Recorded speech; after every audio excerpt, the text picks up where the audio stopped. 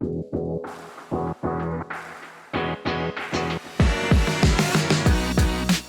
and welcome to ISG's podcast, Peering Beyond the Lens. I'm your host, Ken Presti. The IT industry is renowned for rapid-fire change, and one of the sectors most fitting that description is the contact center space. What was once little more than a bank of telephones has been expanded to include text, chat, social media, and email, of course. But buckle up, there's a long line of technologies that further enable enhanced communication with your customer. How about artificial intelligence, voice biometric, facial recognition, video proctoring, predictive analytics, sentiment analytics for when somebody's having a bad day, and skill routing, just to name a few. Gen Z is all over this stuff. On top of that, no one seems to want to come to the office anymore. ISG has a new market research report entitled Contact Center Customer Experience Services, which compares provider strengths, challenges, and competitive advantages. My guest today is the lead analyst on that report. She has a 17-year track record in market research with an emphasis on the contact center space. Please welcome Namratha Darshan.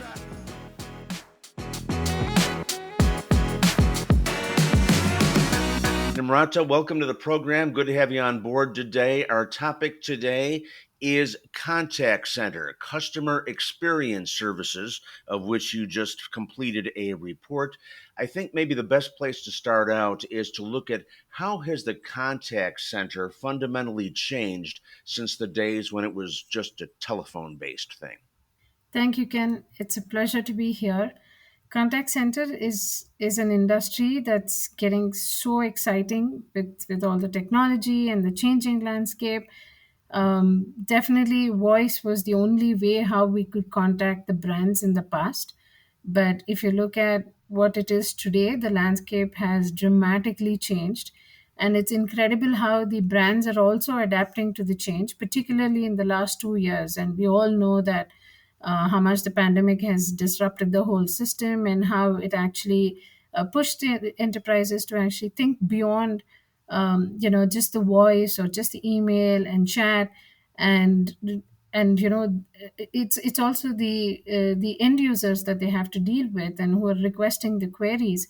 There are all kinds of age and demographics, right? So there are older people, there are mid generation, and then there are Gen Zs, baby boomers, millennials, you call it, uh, you name it, and there's like almost all kinds of people who are dealing with contact centers today who are raising their queries. So with all of that, I don't think any of the millennials or Gen Zs are actually picking up the phone and talking to any of the customer agent, right?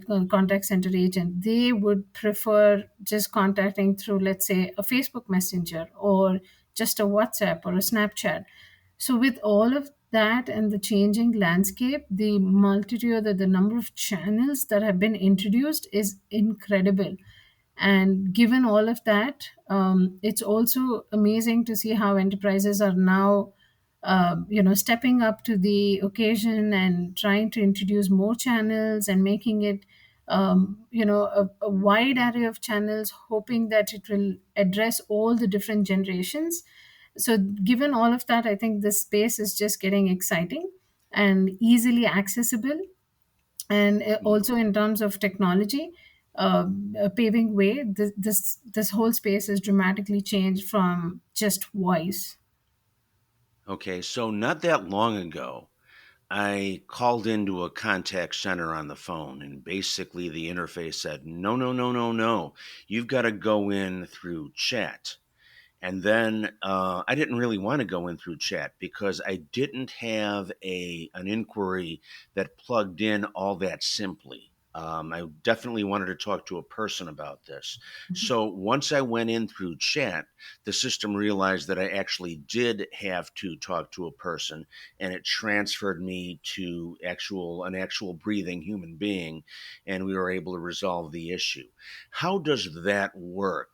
And also, what does that mean in terms of the companies that are now using these types of systems in terms of efficiency and the ability to resolve cases more quickly? Yeah, no, absolutely. And Chat is one way of reaching out to the customers. And maybe you prefer voice, but if you ask me, I would prefer that if I can just get this resolved while I'm driving. I'm probably in a metro to my work, right? So I would prefer not to go and talk to an agent. So companies do realize, like I mentioned, that they're actually dealing with different demographics. Besides, there are many issues that can actually now be just resolved through a bot that is smart enough to kind of take care of some of your basic needs. Let's say if you were to just log in and say, hey, when is my insurance premium due? And if in order to give that date, you don't have to actually spend, let's say, even 5 to 10 minutes pressing, one or two or three, going to an agent. So today, I think a lot of those queries which can be resolved through chat or through a bot are actually being deflected through that. And then, of course, if the complexity increases and the bot is unable to handle, then there is a human element that always comes into the picture. So in today's era, it's neither just technology nor just the human, but it's a combination of both that is acting.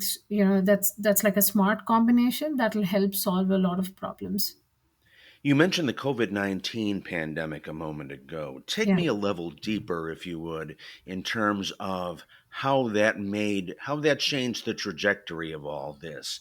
Did it move it in a different direction? Did it accelerate it? Did it do both? What did you see happen there? Sure, that's one of my favorite questions. So I can tell you that even prior to the pandemic, voice, email, text was probably the most sought after channels. Uh, to some degree, here and there, I think we had some chatbots taking care of these queries.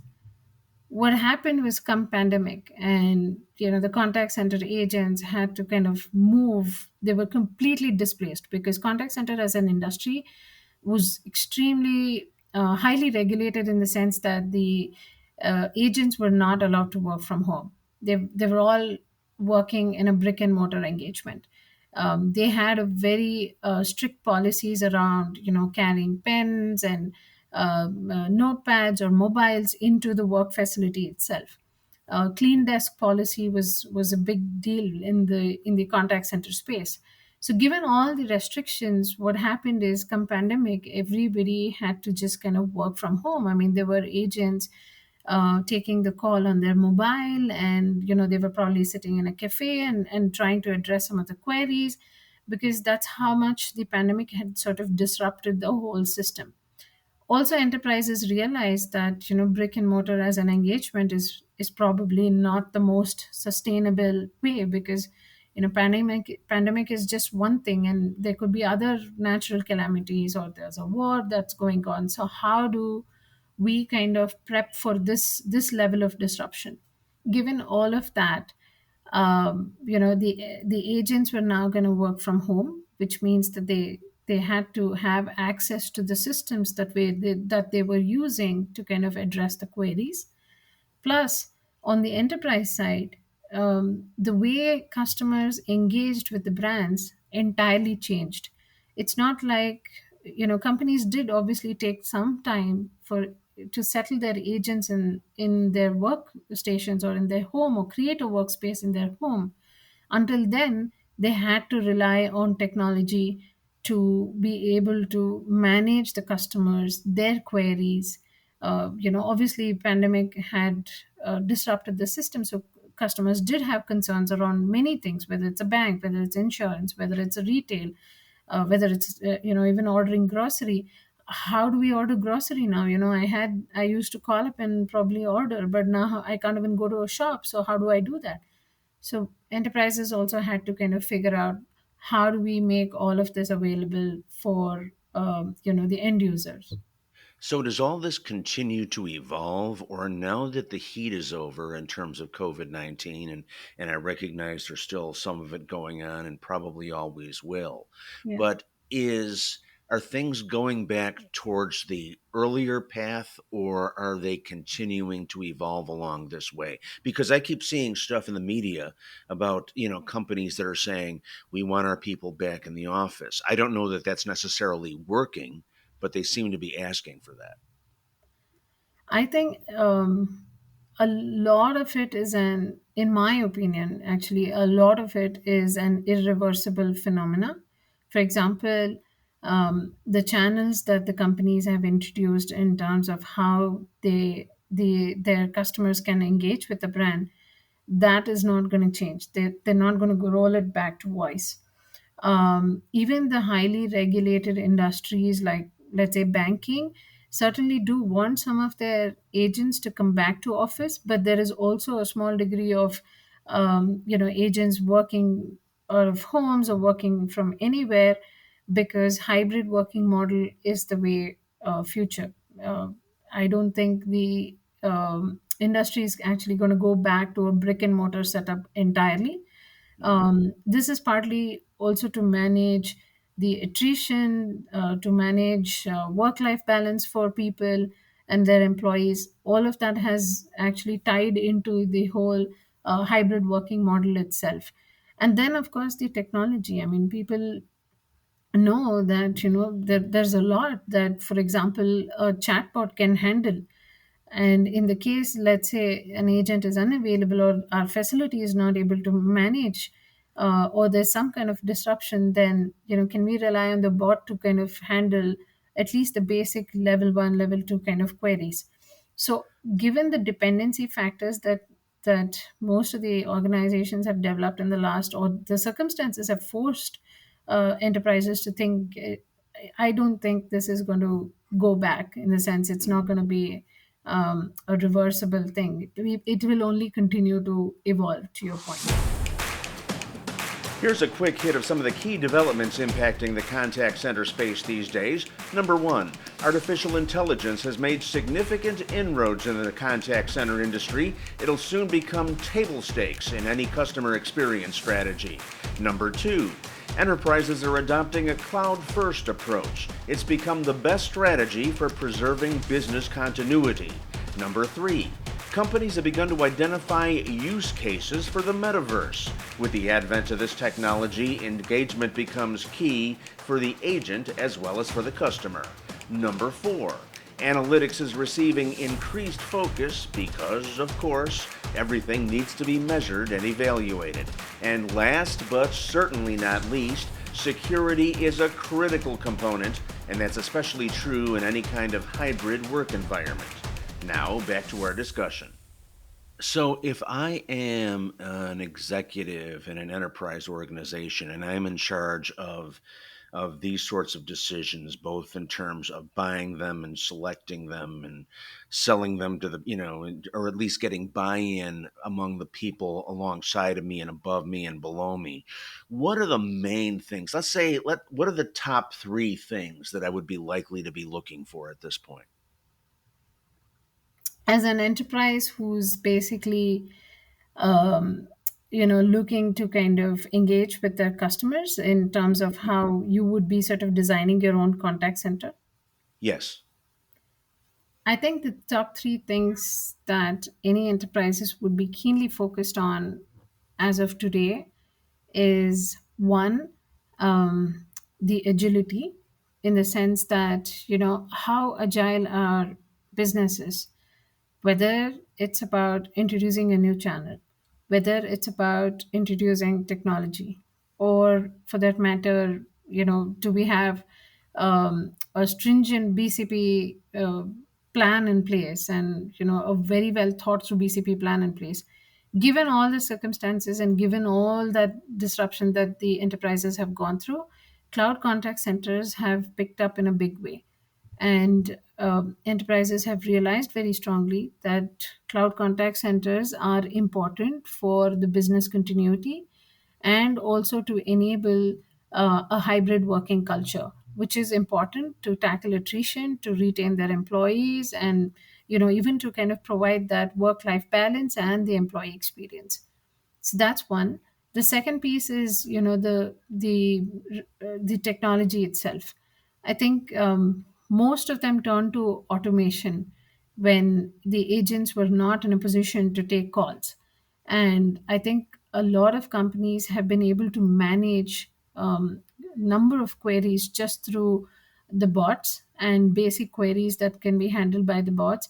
A lot of companies have successfully managed that when there was a lot of disruption. So companies do realize the importance of it, and most importantly, it's not just about RPA.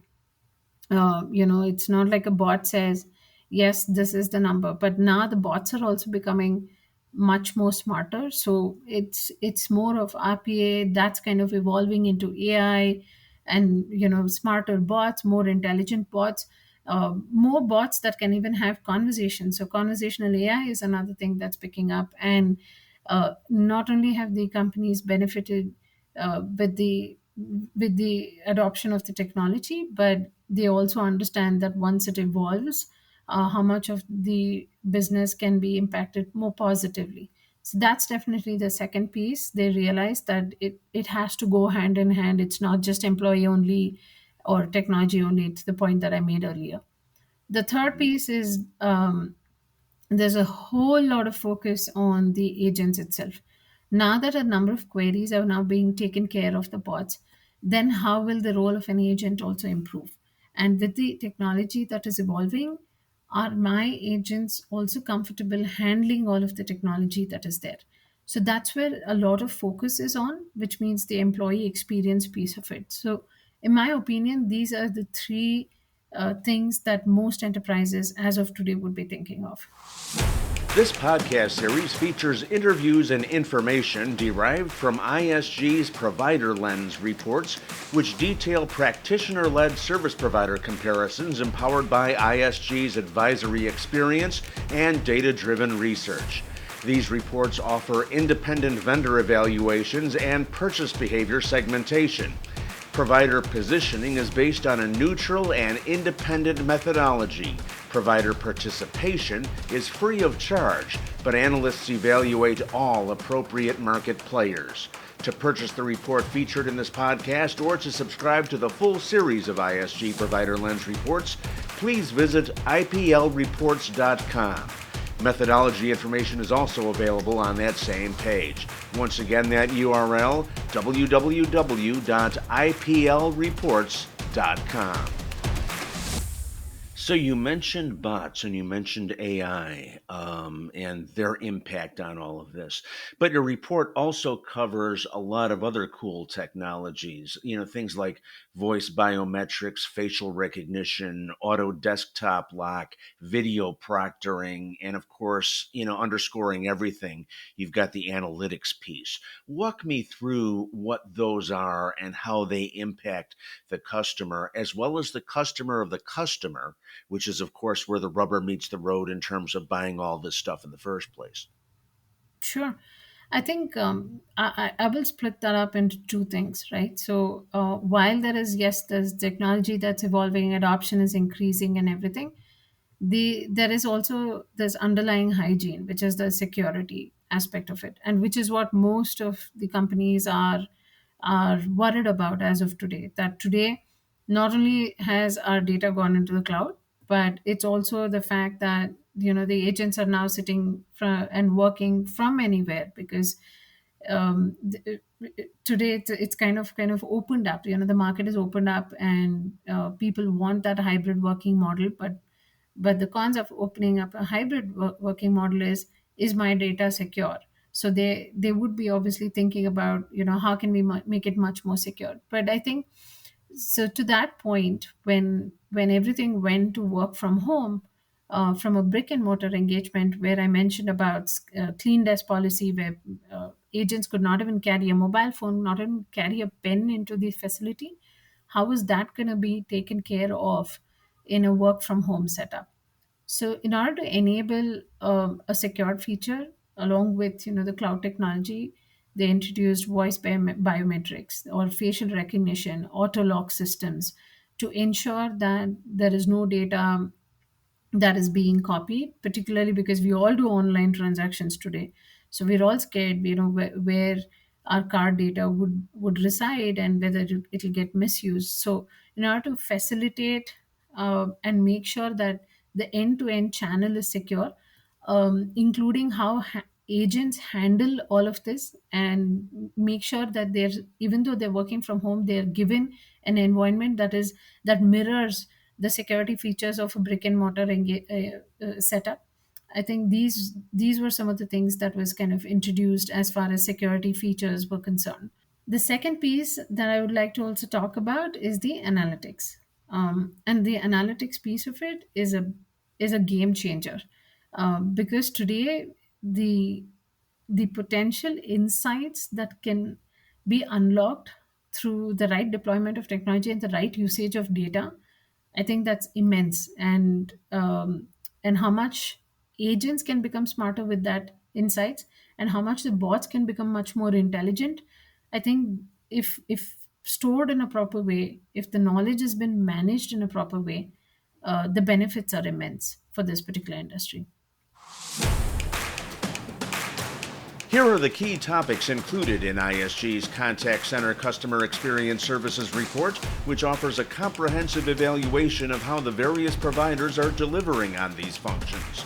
These topics are digital operations, artificial intelligence and analytics, work from home services, and social media customer experience services. Now back to the interview. So you've recently rolled out a report entitled Contact Center Customer Experience Services. Tell me a little bit about what went into that, what it's designed to do, and specifically, what did you have in mind in terms of building a report that would help the customers determine who to work with and what would be the best options for them moving forward? When we started this particular report, there was only one focus, and that was the global operations. So we looked at it just from a brick and mortar setup. What can the company offer? How many delivery centers the company can offer? Or how many agents do they have who are trained? What basic security features do you have? Um, what call center services do you offer today? So these were some of the basic aspects that we started covering. And then the industry took a turn where RPA started setting in, and then there was introductions of bots and some of the process automations. So then we started looking at another angle for this particular report, where we introduced the second quadrant after a couple of years, which is more focused on AI or automation piece of it. Subsequently, analytics was a big game changer.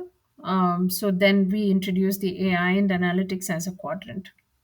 And then when the pandemic struck, what was not previously, offered or designed by most of the companies, there was a host of work from home services that the service providers were offering.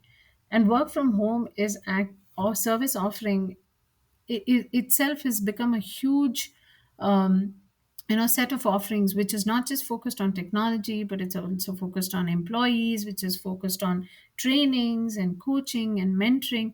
There is just number of aspects that a company has to now pull together to kind of give you a work from home package. So we said we need to start looking at that market as a separate quadrant itself. And once that happened, suddenly the world had turned to social media, and they started interacting with all of these brands through social media. So then the social media aspect became super important, because it wasn't just voice. You had like millions of Gen Zs now interacting with brands in the last couple of years, and who will continue, because it's now a habit, will continue to interact, I don't know, through Facebook Messenger or just a WhatsApp. And businesses had to kind of get creative on what channels you offer today, and how do you cater to all your different customers of all ages. So given all of that, we started looking at four quadrants.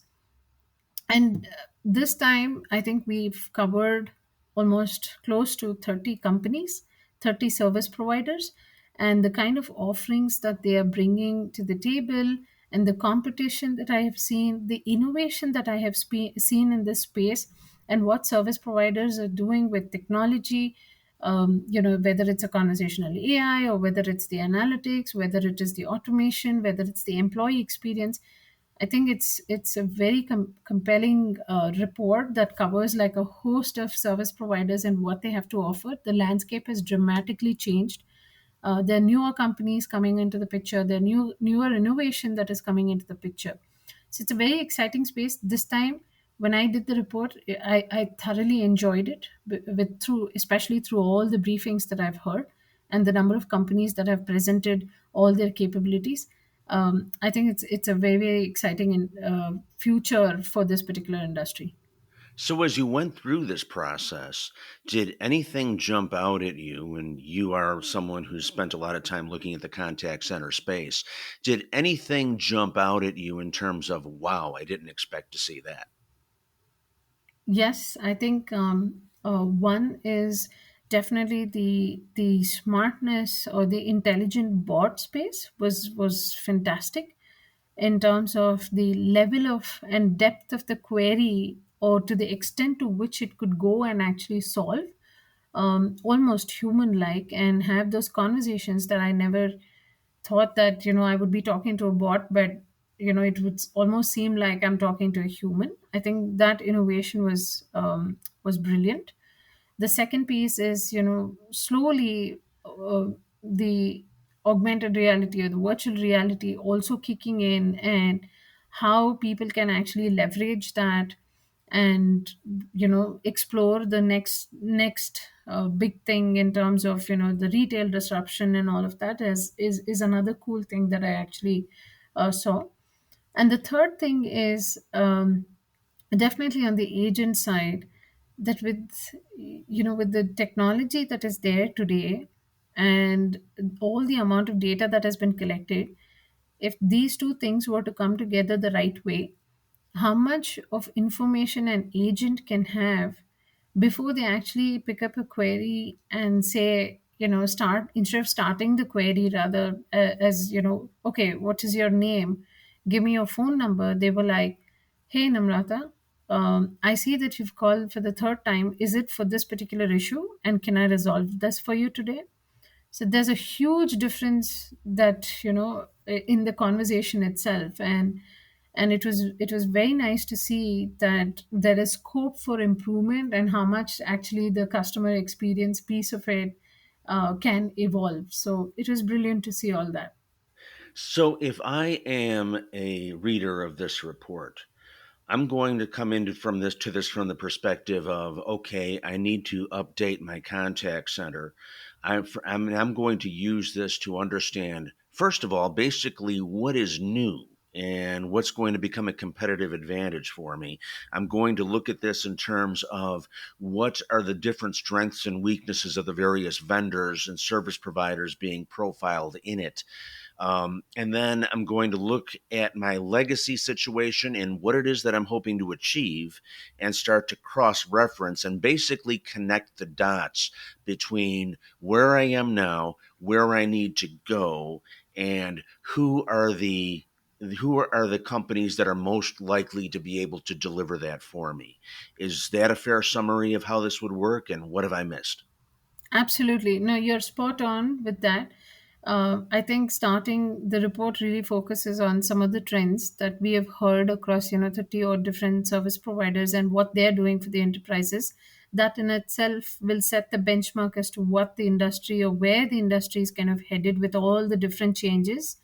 And secondly, I think to the point that I mentioned, there are about 30 odd service providers, and there are four quadrants that have been very well thought through and designed to cater to what the industry requires today.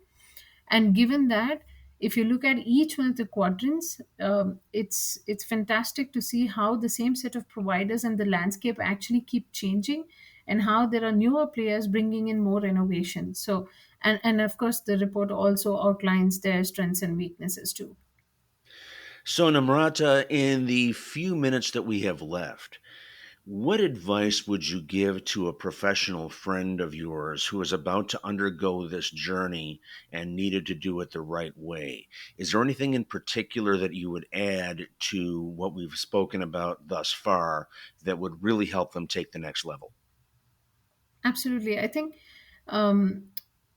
setting up a contact center is definitely the the foundation, but what really would set them apart from the competition and also the increasing demands, in order to cater to the increasing demands, is definitely one, to look at it from the perspective of saying not just about technology and bringing the technology, but how to really effectively put that to use.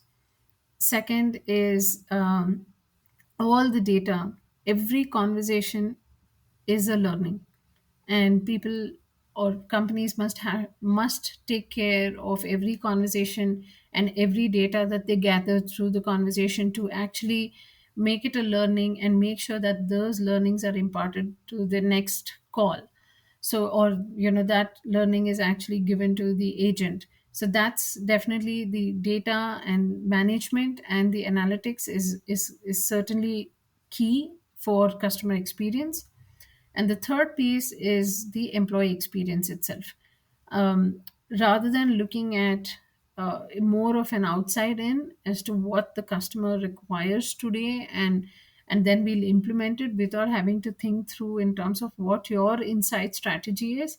I think that'll be a failure. But it's so important to see how can my agent deliver the best today. It can be even through a call, but if they're enabled and empowered, they can actually deliver the seamless and the most best customer experience. So thinking about these three things, in addition to, of course, there are lots of other fundamental or foundational things that the companies have to think about, but as they scale their contact center, I think they have to bear in mind some of these key aspects and say, every time we deploy a technology, we start thinking about it in terms of how does it impact my employees, how does it impact the processes, how does it impact my customers. So they need to give that 360-degree thinking before they actually just embark on a journey for the sake of it. Namratha Darshan, lead analyst of ISG's Contact Center Customer Experience Services Report. Thank you very much for your time today. A really interesting space that's evolving very quickly, and you really have your thumb on the situation and how it is evolving over time, and more importantly, how all of this impacts the business leader. So thank you very much for your time today. Thank you very much, Ken.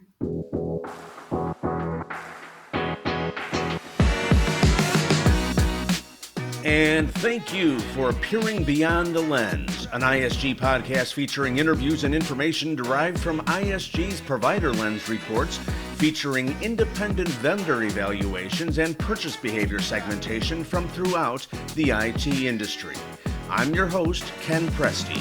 To purchase the report featured in this podcast or to subscribe to the full series of ISG Provider Lens reports, please visit iplreports.com. That's iplreports.com.